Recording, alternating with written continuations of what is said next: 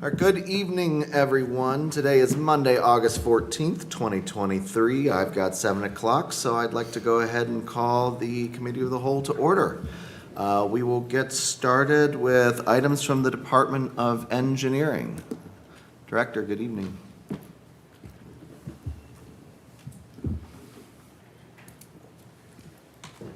Good evening. I have 4 items to present this evening. The first item is related to ODOT is planning on doing work on the I-270 bridge along Hamilton Road, the Hamilton Road Bridge over I-270. As a part of that work, there are opportunities to enhance the gateway into the community. So there's decorative ornamental rail, fencing along the bridge, lighting, and anticipation of the extension of the Big Walnut Trail, an accommodation for the trail multi-use path over the bridge. So as a part of that, we're seeking authorization ordinance allowing the mayor to enter into a participation agreement with ODOT. Our local share for items that would be Gahanna related for the rail, the multi-use path section, as well as the lighting, is in the ballpark of $750,000 to $1 million present value. Any questions? Questions or comments from my colleagues? Yes, Ms. I Angela. would like you to potentially try to get some money through MORPC on such a big thing as this, and the fact that it's going to be going really and coming up with to the south, it'll help them as well at Whitehall. I mean, we'll be much more put together. And so I would like to see us probably trying to do that. Explore funding? Yeah, I don't know when it's going to come, because we probably should have had it in before. Are you talking about for the trail itself? No, I'm talking about everything that's in doing this, because we really want to hit with Whitehall. Mm-hmm. And that really would be very, very good.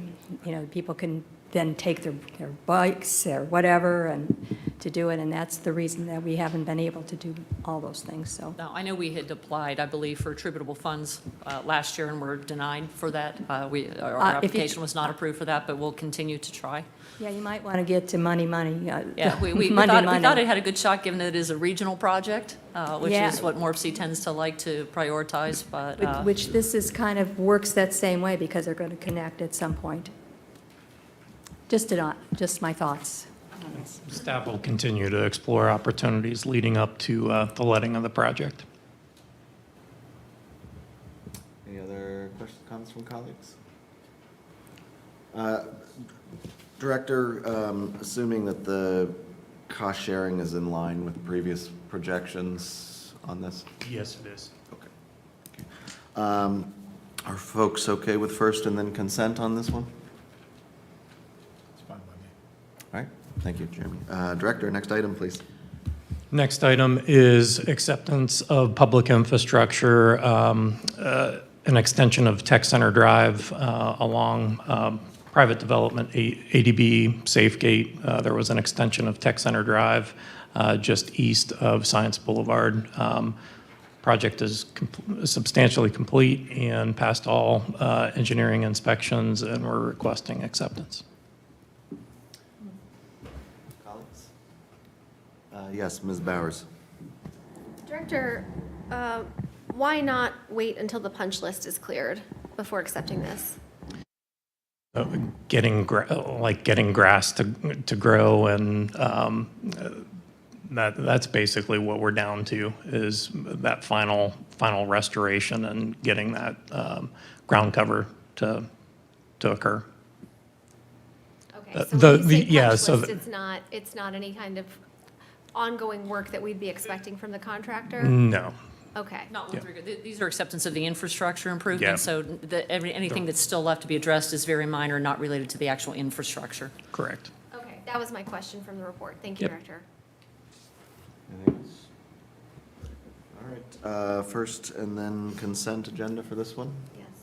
All right, thank you.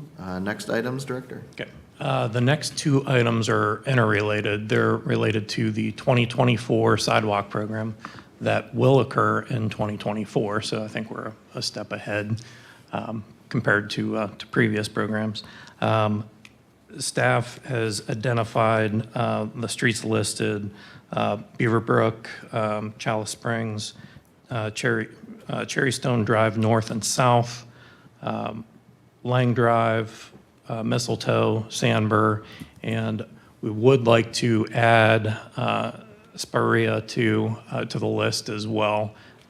It's right off of Mistletoe, and the pavement condition in that area warrants some mill and overlay there as well. So in total, there'd be 178 parcels included within the maintenance area.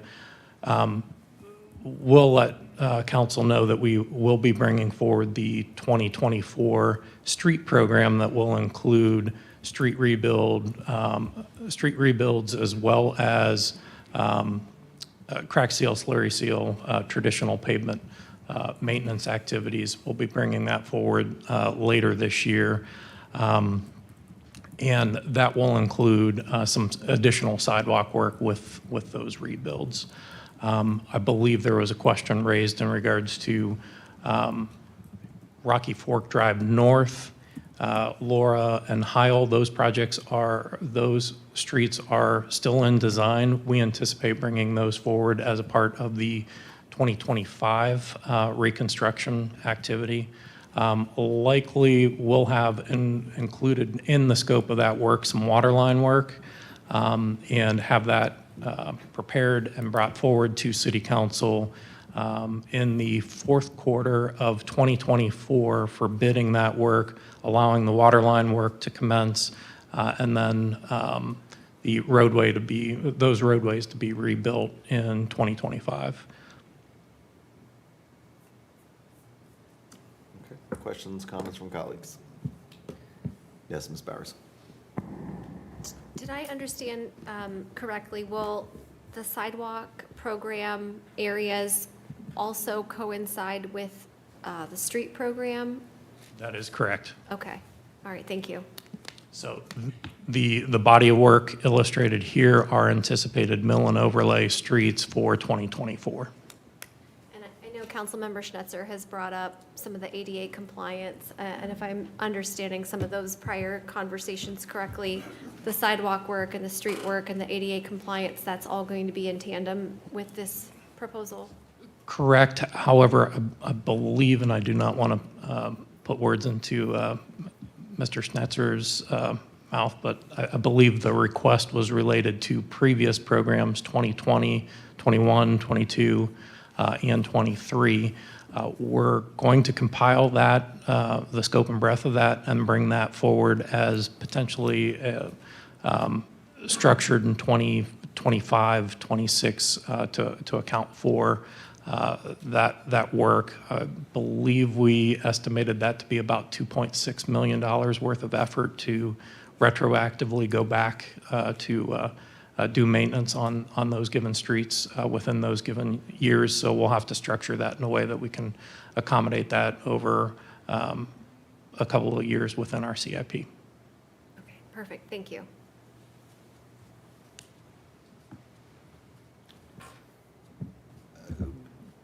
Director, could you speak a little bit to how the program area was identified? I know we've been making use of the Segway technology, but I think it's might be good to hear that again. Okay. If you don't mind, please. So basically we started with the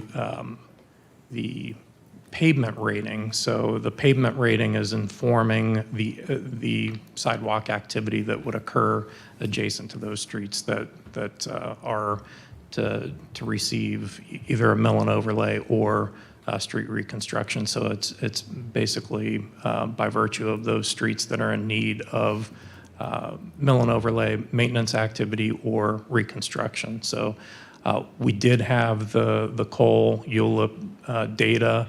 Now we have that information so that we pair that with the streets that we're intending to do in a given program year. And my second question, this new program area would take into account the changes that were made to the overall program in the past couple of weeks. Correct. Yes, Ms. Padova. So with is it Cole, the segways? Yes. Okay. So I'm assuming we have all of that data back at this point? We have the data. We're still in the QA/QC, getting acclimated to the data, as well as there's some final items as it relates to ADA ramps at particular intersections that we're evaluating as well. Okay. And the ADA ramps themselves are and have been city cost. And so when you look at that data, was it roughly what you guys were expecting? Like the overall condition of the city's sidewalks, roughly what you were expecting, better, worse? Overall, it was, I want to say about $17.5 million worth of maintenance citywide over approximately 200 miles of sidewalk. So it varies in areas. Some are going to be require higher maintenance than others, perhaps a bit less. Okay. And so moving forward with the sidewalk program are we going to be able to kind of like plan this out for residents to kind of know that they're likely going to be in the sidewalk program in 3 years, or to kind of give people a little bit more heads up, or is that just not possible? So in planning that in concert with the pavement evaluation, yes, we're trying to overlay not only the sidewalk data, the street pavement data, as well as water line related underground utilities that are in need of replacement, to have that all inform one another, so that we're not in a position where we're rebuilding or resurfacing a street and have underlying conditions with, say, a water line that needs to be replaced, and then tearing it up a couple of years later to replace that water line. So we're trying to plan that out accordingly, so that as we bring forward the CIPs, that we have that available. Okay. So lots of moving parts. That is correct. Well, I appreciate your work. Thank you. Yes, Mrs. McGregor. If we're doing 174 parcels next year, so if you take that out, that'd be 1,700 in 10 years. That doesn't seem like enough per year. So that is just within the street maintenance. We're also going to have reconstruction work occurring as well. Okay. So within the street reconstruction, we'll be bringing forward additional sidewalk work with the reconstruction, the streets that are subject to reconstruction. Thank you.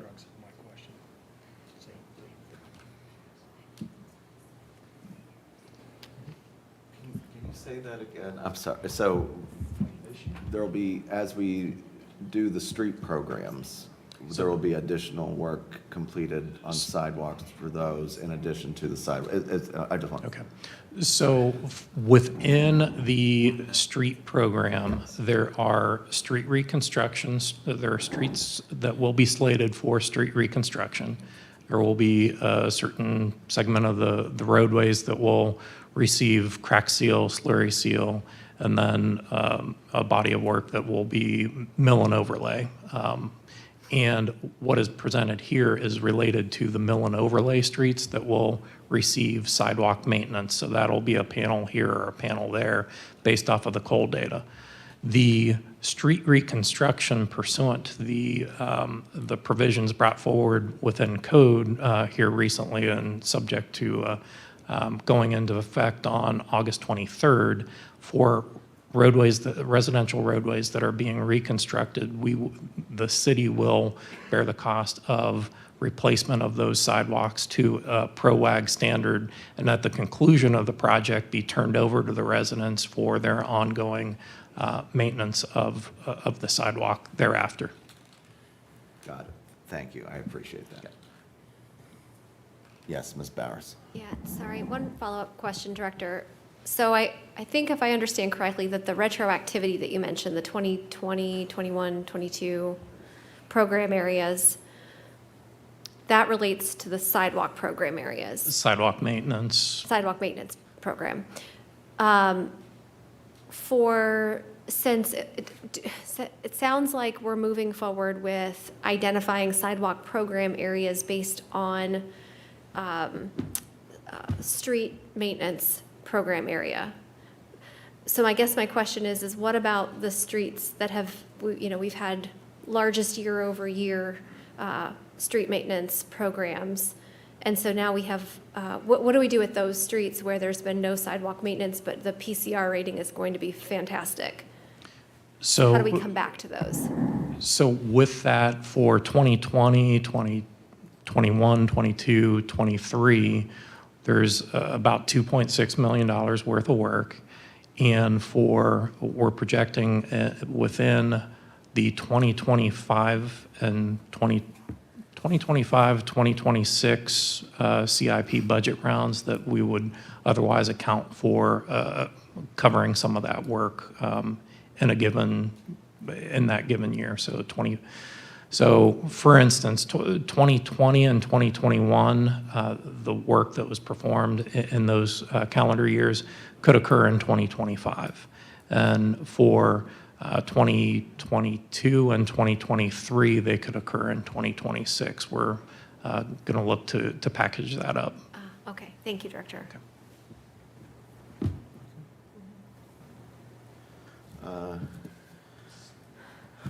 These are resolutions, so just the one reading. I think I'd prefer if these are on the regular agenda, if that's okay with folks. All right, thank you, Director. Appreciate it. Thank you. Next up, items from council office. This was a motion to waive fees. I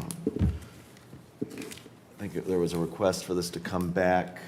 I believe Director Schultz provided some additional information, which was included in our packets, for lack of a better term. Questions, comments from colleagues? Are we anticipating a presentation on this one? I'm sorry. No. Yes, Mr. Dova. So thank you, Mr. Schultz, for getting this information to us. The total, I think originally the amount was $1,682.59. And then when we take out the third-party inspection fees, it looks like the new total is $912.07. So I think that clears up the questions from, I guess, 2 weeks ago.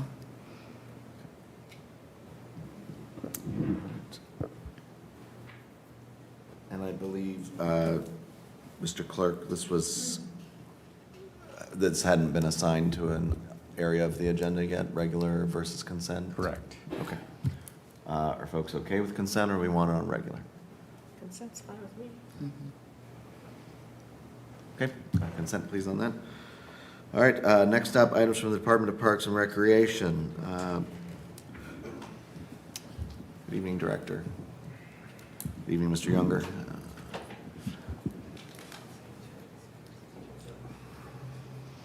Good evening. Thank you for the time again this evening. In 2022, the city entered into contract with Pros Consultants to create a comprehensive parks master plan. At the July 31st Committee of the Whole meeting, the administration, with the recommendation from the Parks and Recreation Board, introduced an ordinance to adopt the Parks and Recreation Master Plan. Leon Younger from Pros Consultants is here this evening to provide comment and answer any questions. So I'd like to introduce Leon Younger.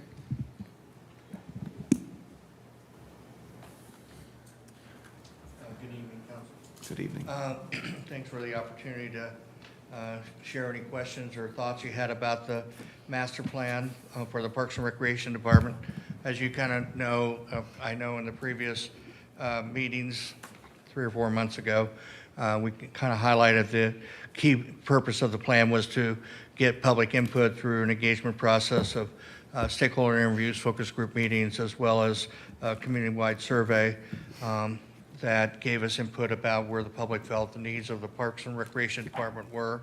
We also looked at a lot of different variety of data sources that also looked at the level of service that occurs within the city, and also assessment of program services as well as operation and maintenance.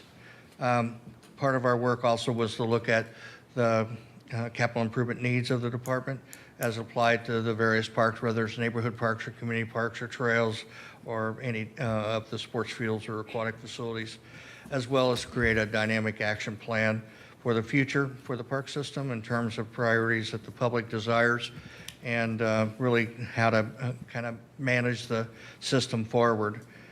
So, I mean, those were the primary goals of the system. We had great public participation throughout the process, in my opinion. And so I'm here to really answer questions that you have now that you've had the document for 3 or 4 months. Questions, comments from colleagues?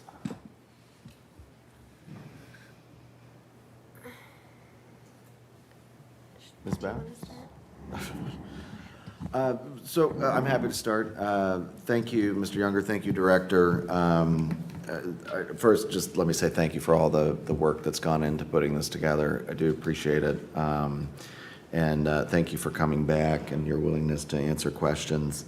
I'm wondering if you can, or maybe Director, speak to assuming ultimate passage or council adoption of the plan. You know, what is next? How do we use this plan? I know we've talked about using it in conjunction with the CIP, but how do those items, gel? When there are clearly goals in the plan, how do we benchmark those goals? What's the follow-up? How do we move forward? Absolutely. So as part of the plan, there is an action plan that identifies different milestones for each section of the plan. Those milestones will be, I guess the accountability tool for those milestones will be the Parks Board. So once adopted, every month, the Parks Board will receive a report based off of how we are accomplishing and where we are with the action plan.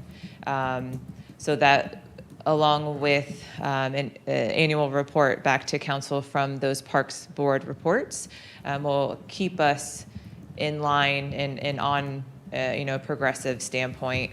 That's obviously understood. This is a 5 to 10 year plan, so we won't accomplish all of those goals in 1 year.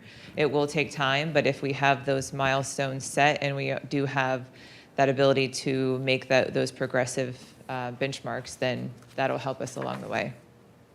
Thank you. One of the questions, and it sort of ties into Ms. Angelou's comments a few earlier about seeking outside funding, and there's a good bit of information and goals in the plan talking about forming partnerships and seeking those outside funding opportunities. Just wondering if you can elaborate on that a little bit and how other communities maximize those opportunities. Okay. Well, first of all, doing an assessment of who uses your facilities that are either city residents or non-residents is always a good understanding of how much of the outside use you get of your facilities by others. So partnerships are really created either between public agencies, public not-for-profits, or public-private agencies working collectively together. And in the plan, we really identified, obviously, the school system, and you do a lot of work together now because they provide the majority of your indoor space. And without them, then you really don't have any indoor programming. The YMCA provides a certain element of programming for on your property, but it's not a full-blown level of programming that you would normally see on an ongoing basis. So partnerships are really created by opportunities, and also who has an interest and who has opportunity dollars to share to actually make that happen. So we identified through this process where those opportunities could exist. And normally it's in shared use of sports fields, shared use of indoor space, shared use of any type of indoor space is a big one. Here you already have almost all the outdoor spaces that you have is owned by the city, and you're obviously using that well, and your public wants more of it. So the intent is really looking at where you could combine on programs and indoor facilities. Thank you. Then the last question I had, for your research, obviously there's lots of sections, there's sections throughout where there are comparisons of how Gahanna measures up with New Albany or Upper Arlington or surrounding communities. And there's also statistics peppered in throughout that seem to be based on national numbers, and I just want to make sure that that's correct. So only those side-by-side comparisons would be the regional numbers versus the other data and statistics. It's safe to assume those are from national statistics. Is that correct? They were from both. Okay. So we only use the national perspective just for size of the community and kind of on a per capita stuff. Not that, because when you look at national, there are 6,000 parks and recreation agencies across the country. Not everybody participates in a national benchmark. So consequently, those numbers are just numbers. And so we pretty much know in the region what people are doing here in the region of other cities. And that, to me, was pretty much the major benchmark that we worked off of. Thank you very much for that. Yes, Mr. Schnetzer. Thank you, Mr. Chair. Thank you, Mr. Younger, and thank you, Director, for being here. I just have a question to the Chairman's comments about data.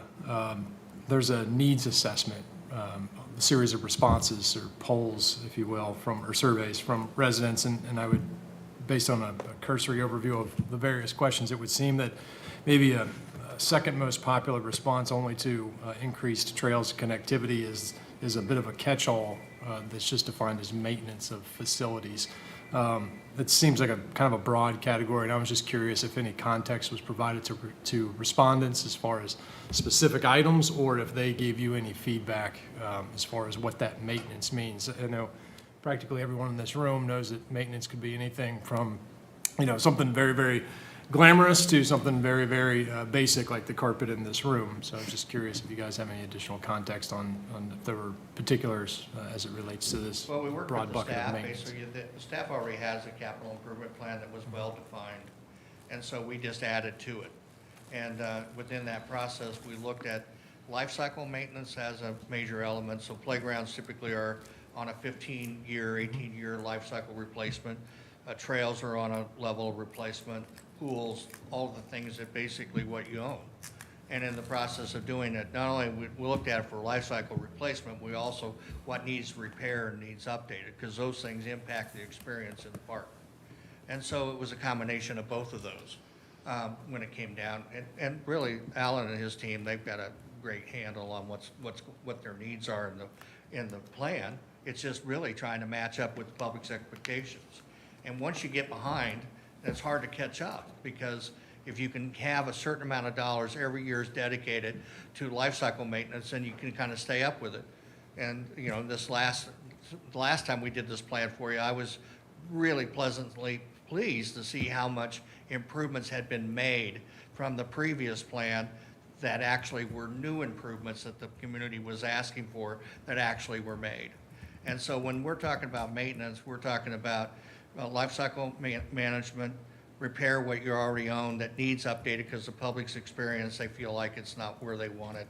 And from an operational perspective, we mainly just focused on maintenance standards that you have for neighborhood parks, community parks, trails, sports fields, any of the type of uses that you have in your system right now.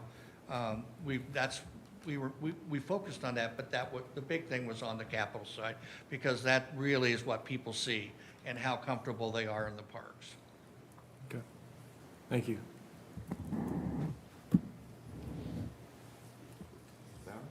Yes, Thank you. Director, would you mind addressing the maybe tech assets and specifically the website and RecTrack? So RecTrack is the software tool that the department uses in order to accept programming, to gain tee times at the golf course, to reserve shelters. It encompasses all of the assets that we have. There's not a lot of systems that can accomplish the scope in which we need to accomplish those types of things. However, recognizing with the online tools and the friendliness from the user standpoint, there's definitely a gap there. There is a lot of opportunity with user error with the online registration. So identifying that there are some improvements, whether it's how we request for that information or how it's outlined. I think with the improvement to the city's website and gaining the how-to or the instructions will only help guide those registrations.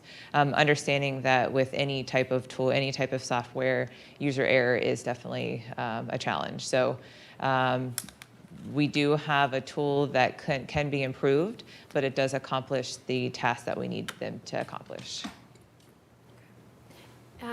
You mentioned, and I think it's included in this report too, overall website redesign, and maybe that's a question for Director Schultz, but definitely a question that I have related to this and also our agenda item on Finance Committee.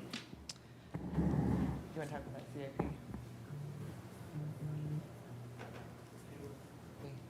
We can address that in the CIP conversation if acceptable. Absolutely, yeah, sure. Yeah, thank you.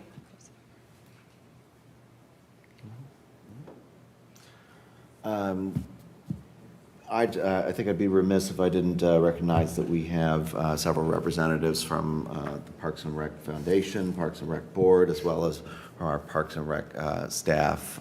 So it's nice to see everyone here, and so thank you all for all that you do. I will also note that there will be a second public hearing on this item next week at our council meeting. So please come on down and sign up to speak. Also, you can also submit comments online for video comments. Yes, Ms. Bowers. Yeah, just one more question. You mentioned that periodic reviews and that assessments would be conducted through the Parks and Rec Board. I understand that there's some residents that are already talking and engaging with the department and with Parks and Rec Board. How do you envision amendments to this plan working? Do you anticipate that they would just come forward as budget items? How would council be briefed on those? How do you anticipate amendments to this master plan? Because this plan is comprehensive, I think there's a lot of different avenues in which that could be accomplished. Because, obviously, if there's a change in our policy and how we're managing that, then absolutely giving an update to council as far as what that policy update is, and if there's a change to our operation standards that does impact budget, so that would be a tool for council. Now, if how any type of change or direction, if that's altered, then that communication with council will absolutely be incorporated. Again, the communication with Parks Board is also intended. The information it's a public meeting. Those meetings are. Keep minutes so that everything is published and incorporated. So it's intended to be for public review. So that will help with how progressive things are moving. As I mentioned before, don't expect or don't anticipate large changes happening in month 1, month 2. It will take time in order to incorporate and to get this plan in full motion, because it does go, again, over 5-10 years. So I think that also may help with that communication. And I guess more specifically, drilling down a little bit more directly into the action park, we had talked at an earlier discussion on capital improvement plan, that was not necessarily a relocation of a skate park, but sort of a re-envisioning. Are those conversations ongoing at this point? Or has the department made a decision about the direction of that?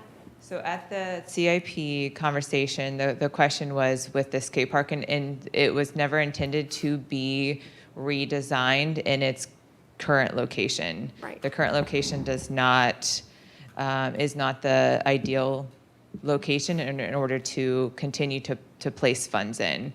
Right. So it's always been the forward progress to relocate and re-envision that that skate park into an action park so that it has updated amenities, also including, of course, skate elements. Okay, all right, great. Thank you, Director. Yes. Anything else from colleagues? All right, then as noted, this will be on for a second reading and a vote, as well as a public hearing on the 21st. Any other business before the committee? All right, seeing none, we are adjourned. Thank you. Good to go? All right. Let's commence Finance Committee for August 14th, 2023. We just have one item on the agenda this evening. It's a discussion item, the last planned discussion we have for the Capital Improvement Plan Ordinance 0060-2023. Just a quick housekeeping note.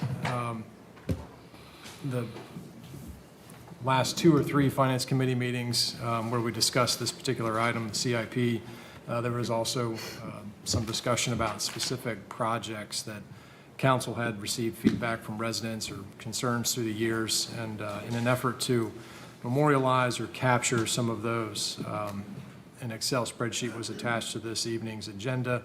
I believe in my preliminary conversations with staff earlier this evening, some of those are addressed in a presentation that staff has. So before turning it over to council, I guess I'll turn it over to staff to see if they have any formal presentation. Thank you, Mr. Snetzer. I'll just pull this up for the audience here real quick. But you all have in front of you a hard copy of I guess what we're proposing and putting in front of you folks as an agenda/report as it relates to the working of the CIP or the CIP Advisory Committee. I think pretty much germane to the whole conversation that we had at the last meeting, I think it largely revolved around the inner workings of the CIP Advisory Committee. We as an administration have gone back. We have evaluated our thoughts and feelings about the CIP Advisory Committee, and we're here to offer a couple of additions to the committee itself, or suggestions or proposed items for consideration, if you would. The first item is, and I'll pause after each one of these and we can either just have a head nods in affirmation and or discussion as it relates to them. But the first one is that we'd like to add a third council member appointed by the president, we would assume, to the CIP Advisory Committee to serve alongside the mayor, the council president, the finance chair, the Senior Director of Operations, Senior Director of Administrative Services, and the Finance Director. My personal thought is no particular heartburn. I'm just curious if there was some rationale behind the. Is that just to bring The rationale, committee up to I think. 7 or? It does create an odd number, which is always a good thing, and when there's a tie that needs broken. I think the general feeling is that the more voice the council had on the committee may be advantageous to the entire body. So it was more for consideration because of some of the conversation that had gone on at the last committee meeting in regards to the operation of the committee itself. Anything from council on that? No, Okay with me. no strong feelings any one way or the other? Okay. Then feel free to move forward. Thank you. We would propose that instead of conducting the meeting on a quarterly basis, that we as a body, a CIP advisory body, we meet monthly and not quarterly. I think that this would give a better cadence in the meeting. We'd have a regularly scheduled meeting. Proposal, I think, is, maybe before council meeting at 6 p.m. on a Monday evening of a regular council meeting, not necessarily a committee meeting, where updates can be provided, and then folks are, the entire body is being updated. Stakeholders would be present in order to present material. And then with that, report would be generated. Meeting minutes, I know I mentioned that last time.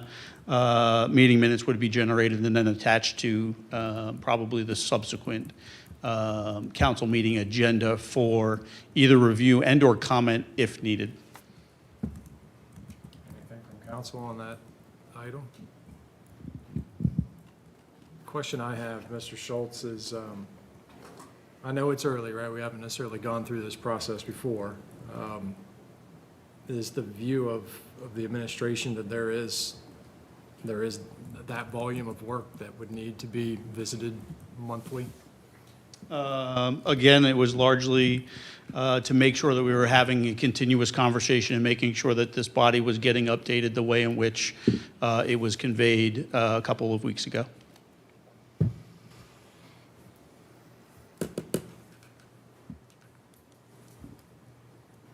I suppose we can try it. Anything could always be adjusted. I think we'd be open to every other month. Quarterly, I think for the body, the sense that we got was it was a little maybe too far stretched out. But we can try a variety of cadences. I would say this, I think if once we get into the optics of the report and what it actually contains and how that would function on a regular basis, I think we also have the ability to, it's not a formal body, right? It's not a recognized body by charter or by council per se. So we do have flexibility in that regard. So if we were to publish materials and have comment via email, it's possible that we were able to cancel a meeting because, well, there's no significant comment, but then we would still, or we agree with everything that the report says, maybe make this minor adjustment, that minor adjustment, file that report with council, with the council office, and consider that our meeting, if you would, for that particular month. So I think we have options, like you said. Ms. Bowers? So at whose discretion would meetings be called or canceled then? Would The that- body's discretion, The the committee- 7-member committee. Would you just look for consensus there? Correct. Okay. Again, I'll go back to my prior comment. I suppose we can try it. I mean, my gut tells me monthly is probably too frequent. Every other month seems to be probably a better rhythm. But I guess we'll see how it goes. Sure. We'll start monthly? Okay. Okay. All right. I'm sorry? I was going to say, all right, next item. Sure. We're not 100% sure about this particular item, and this is the last one before I get into the report, but also potentially asking the council office, Clerk Van Meter and his staff for the ability to provide support to this particular body if needed. Anything from council on that item? Mr. Clerk, you have any input? Since Yeah, I was just, your services are being volunteered here. I was just kind of curious as far as retention schedule, where this lives, and it sounds like probably a council office document. Well, it's going to Like get minutes attached. or- It ultimately gets attached. The report itself gets attached to a council agenda, so then it becomes a permanent record and part of the correspondence with the body. Okay, yeah, No heartburn on that? I don't think so, as long as we have a heads up when meetings are and when we're needed. No heartburn from council? As long as Mr. Clerk thinks he and his staff can handle it, I'm good. Okay, all right. Mr. Schultz, please continue. Okay, so the nuance of the report itself, right, and and I'm calling it an agenda/report, that's how it's indicated at the top of the report. It's basically broken up into a variety of different sections. One of the things I should probably start with, I just wrote it down actually, was all of the projects, and when you see the word project inside of this agenda, inside of this report, means it is a published project inside of the capital improvement plan. Everything that you see on here, with the exception of the last section, which is referred to as items in review, are items that are and/or have a worksheet inside of the capital improvement plan. Okay? So as we scroll through this agenda slash report, it's primarily broken up into a variety of different sections. The first section is project updates and amendments. Okay, so as we begin to have conversations on particular projects and as worksheets need adjusted, as different decisions are made, a project would be listed in the project updates and amendments section. Each one of the items that you see on this proposed report, I know the audience can't see the watermark through the document up on the screen, but it does say proposed on it. So this is just a proposal. So when there are suggestions, we'd be more than happy to take those. But each and every item on here, if we were to publish an agenda for a meeting that we were having, the next meeting that we're going to have, it would start with each and every one of these items. So these are real items that are actually being presented. So the update on the West Gahanna sanitary sewer analysis. You guys can read that in black and white as it is on the report. Each one of the categories would be represented as long as there was updates necessary. There were updates necessary. So they're just broken out in the same order, or well, not the first section, in the order in which they should appear in the CIP itself. We would give you guys the project number or the project code itself, and then the project descriptor, so that you guys can go back to your CIP document very directly and find the sidewalk program as an example, and any subsequent updates. I know that Mr. Comlang just gave an update on the sidewalk program, and you'll notice the second bullet says new sidewalks along Heil, Laurel, and Rocky Fork Drive are in the design phase. Anticipated construction with water line and street rebuild is scheduled for 2025. That's the same update that he just gave a couple minutes ago as it related to the establishment of the sidewalk program. What you will end up seeing before you guys at the next meeting, I believe on the 28th, committee meeting on the 28th, is a list of different supplemental appropriations that we would like for 2023. If you guys recall, when we were doing the 2023 CIP budget or the capital budget, we had said we were asking for a smaller amount of appropriations at that particular point in time. To do an evaluation of what projects, while the CIP was in development, and what projects we would like to fund for basically the second half of 2023. And that list of supplemental appropriations is going to come back before you folks at the next committee meeting. I'm only listing two of a number of them here, but you're getting the idea as to what type of information you would see in the project updates and amendments section. Couple more sections we can update you folks on which projects have been completed in a particular period. So the Big Walnut Fiber Loop project has been completed, and at some particular point for the next adoption of the CIP would actually fall out of the document itself, but then would be memorialized in the historic documents as they were published. Any projects that that based on the conversation with the committee, we would be asking for adding into the CIP. In this particular instance, a couple of the projects that were listed on the spreadsheet that Mr. Schnetzer had attached to this agenda dealt with wayfinding. We'd like to reestablish the project, gateways, entry signs, and wayfinding that you folks used to see inside of the CNA. And there's a small update there. Another listed project that is on Mr. Schnetzer's list that he provided to the agenda was the baseball fields protective fencing down the first and third base lines, at least of those two fields closest to the parking lot.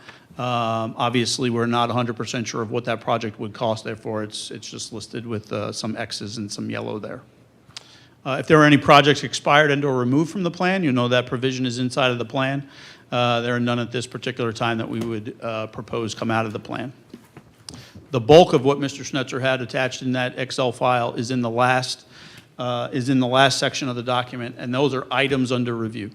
This is the placeholder, if you would, for most likely capital improvement type projects that you folks have asked for at some particular point in time, or there's been an inquiry about at some particular point in time. Doesn't necessarily have to be a council request. It could be a resident request. Mr. Weaver and I talked about a couple of those that have been quote unquote in the works. But some of the things that were listed on Mr. Schnetzer's list was a pedestrian-friendly infrastructure, sidewalks and multi-use paths with 3 roads in particularly called out. A quick update on those. Morrison Road, it just indicates here that sidewalk does exist on the northeast side from Hamilton Road all the way to Tech Center Drive. And then it just goes through a variety of different things, all the way down to the city approaching CODA in order to improve and/or relocate their bus stop facility that's generally speaking at the corner of Tech Center, not Tech Center, Taylor Road. Taylor Road, sorry. I got stuck at the intersection, Taylor Road and Morrison. James Road update there and a Hines Road update there as well. And then we did group together a couple of other questions that were, or perceived questions from the spreadsheet. Stormwater management policy and procedures. I think this body is very well aware that overall drainage improvements with each and every development are considered, whether that's a redevelopment. So the example that I'll give is on our own 825 project. You folks know that we're doing a big expansion project inside of that particular parking lot. There is stormwater structure that currently runs very close to the west side of that particular building that needs relocated and potentially improved because of the addition of the building itself. During that process, when that site civil work is in review, the city engineer, and then outside review counsel or outside review consultants will look at that and make sure that it is up to par with what they would expect from a stormwater management perspective. And those are some of the different updates that you see in there. And then the last two is park renovation for the drainage. That's also listed for Academy Park. We're making the note there that that project would the improvement of the drainage areas within the park would be evaluated and potentially improved when we began to work the project for the Academy Park redesign project that's already in the plan itself. And then Creekside utility line relocation. This is one of those items that we're not 100% sure whose it is, who pays for it, and whether or not it's actually a related CIP item, but obviously it's listed here. There are a number of other types of different things that we're aware of that could potentially be put on this particular list. I know Mr. Weaver has one for us studying the roundabout at Hamilton Road and Clark State Road. That's one that comes front of mind. There's probably a couple others that we can begin to flesh out this list a little bit better, but create a more complete list for items under review. I would say that at some particular point in time, when an item will know when an item logically falls off of items under review and gets archived with the previous month, quarters, whatever cadence we're in, report. So with that, this is what we are proposing to some of the conversation, like I started with, some of the conversation or the majority of the conversation that we had a couple of weeks ago at the committee meeting. So obviously, this is just a proposed report. We can talk about exactly how it's formatted, what it's maybe missing, what it's not missing. If there's too much information, we'd like to know that as well, because obviously things like this do take time for us to put together. And work with you folks to make sure that you guys are getting the information in front of you that you feel is necessary and in a frequency that's more amenable than we heard a couple of weeks ago. Thank you, Mr. Schultz. Just to recap, the first part of your presentation dealt with, I guess for lack of a better word, the structure of the committee itself, which would, the ask is we bring it to 7 members. That seventh member will be a third member of council. You had talked about the frequency. Right now, we'll start with monthly and see how that goes, and then records retention, that's where it becomes a council office consideration as well. And then the second part, I think can best be described as either process or content. With these 5 general items here, project updates and amendments, projects completed, project additions, projects removed or expired, and then items under review as, I guess, reliable indications of what would be covered at each committee meeting. Is that fair to say? Yes, sir. All right. With that, council questions, comments on what's being proposed from staff? Yep, Mr. Weaver. Thank you, Mr. Chair. Thank you, Director Schultz, for this. No qualms with the format. the agenda or the report here. You touched on that it's not just council recommendations that would be considered or get included in the project under review. It could be constituents. And I think the CIP generally speaks to the process of how staff will review individual projects or proposals. And so my comment is largely, I think this is a nice, appropriate way for those staff recommendations or constituent requests that go straight to staff to be seen by council and the body at large, just that we wouldn't necessarily see otherwise, because there's obviously so much work that goes on here in the building that we don't see those individual requests. So when they do rise to the level of being included, I think that's a nice way to see that come before council. That's all. Thank you. Thank you, Ms. Reed. Anything else from council? On the format, no. So format would be, I guess, from these 5 enumerated items? No, I just mean the overall concept of the report. I don't have any questions about that. Any issues with the structure in general?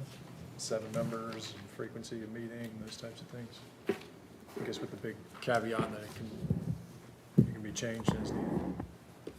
I don't have any comments about that right now. Okay. So is that a general consensus from council to move forward? I don't believe anything formal is required. We wouldn't be required to pass any sort of resolution or memorandum or anything. No, sir. Okay. Well, I think there would be some amendments to 2.1 in the capital improvement plan that can get cleaned up. That's the actual CIP advisory committee section? Yes. Yeah, we'd have to add the 7th member, that'd be about it. So when this comes back next week, will this need to be amended? My opinion is it doesn't need amended. If our preference is that we amend it based on a couple of these things here, sure, the monthly. What happens if we go bi-monthly at that point? I believe that it says, and I didn't read it exactly, but I believe it says we will meet at least quarterly. Okay. With the word "at least" being in there is fine. I think that the biggest miss in the document itself is the 7th member, which in my opinion, if that was an edit that got caught up with at some other particular point in time, I think that would be fine as well. But honestly, it's a pretty simple switch or addition.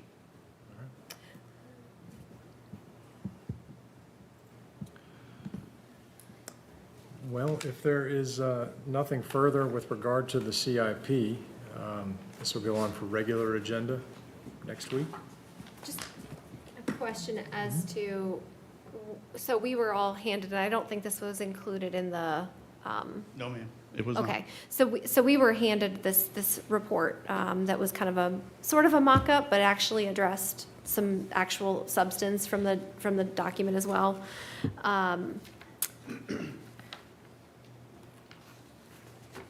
just thinking about how this, Mr. Clerk, how this document gets included for purposes of the minutes. Can we include this I'll send it to him. Yeah. document in the minutes? Wouldn't it just be an attachment to the minutes? Yeah, we can include that. And then,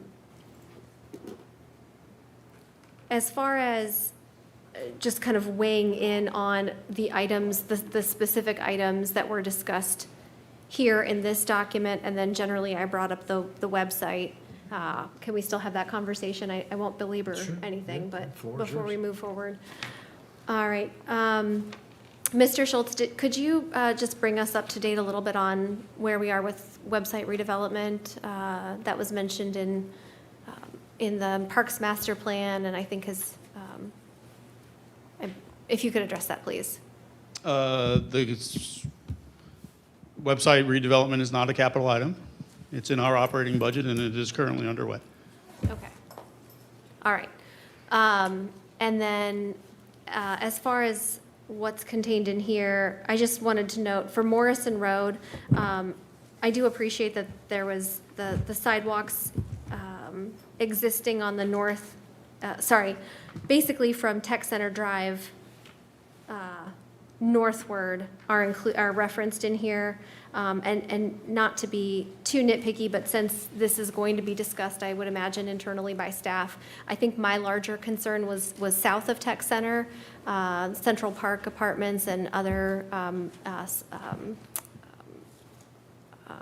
soft industrial or flex spaces that are on South Morrison Road. So I guess I just wanted to make sure that this didn't get addressed as only being about this CODA stop. Does that make sense? It does. And that's where I think that the descriptors of what it is that the asks are from council, and even constituents for that matter. I mean, we get emails sometimes that says, you know, I have water in my yard, and they don't even give an address, right? My garbage didn't get picked up today, and just because you're on, you know, Facebook or social media, you know, like, we're supposed to assume that we know where you are. So the more descriptive that folks could be in the delivery of information as to what the ask actually is, it gives us the ability, which is in part why the update was written the way it was to say, this is where we are. I honestly thought that based on the conversation from the last time, that it was under the impression that the sidewalk stopped at Waterbury.